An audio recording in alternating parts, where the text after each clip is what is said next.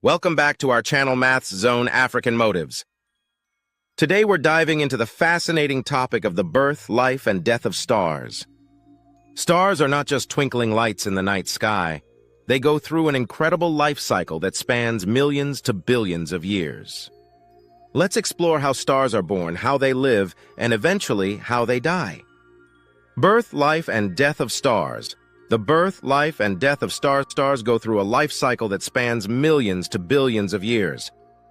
This cycle includes stages of formation, stability, and eventual death, with the fate of a star determined by its mass. 1. Birth of a star nebula. Stars are born in nebulae, which are vast clouds of gas, mostly hydrogen, and dust in space. Protostar formation. Gravity causes the gas and dust in the nebula to collapse inward, forming a dense core called a protostar. As the core gets denser and hotter, nuclear fusion, the process that powers stars, begins. Main sequence star. Once nuclear fusion starts, the star enters the main sequence phase, which is the longest and most stable period of its life. 2. Life of a star main sequence.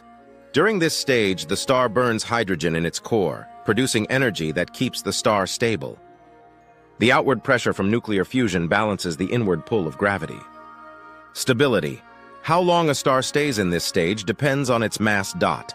Large stars burn their fuel quickly and live shorter lives, lasting millions of years. Smaller stars burn their fuel slowly and can last for billions of years. 3. Death of a star. The way a star dies depends on its mass dot, low-mass stars, like the Sun red giant. When the hydrogen in the core is used up, the star swells into a red giant, and helium fusion begins in the core. Planetary nebula. The outer layers of the star are shed into space, forming a glowing shell of gas known as a planetary nebula. White dwarf.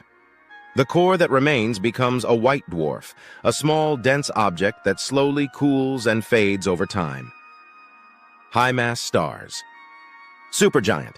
Massive stars expand into supergiants once their hydrogen fuel is exhausted and heavier elements like carbon and iron are fused in the core.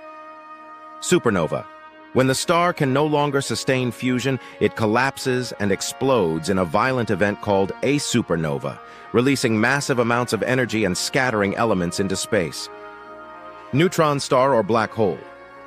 If the core that remains is between 1.4 and 3 times the mass of the Sun, it becomes a neutron star, a dense object made mostly of neutrons. If the core is more massive, it collapses into a black hole, an object with gravity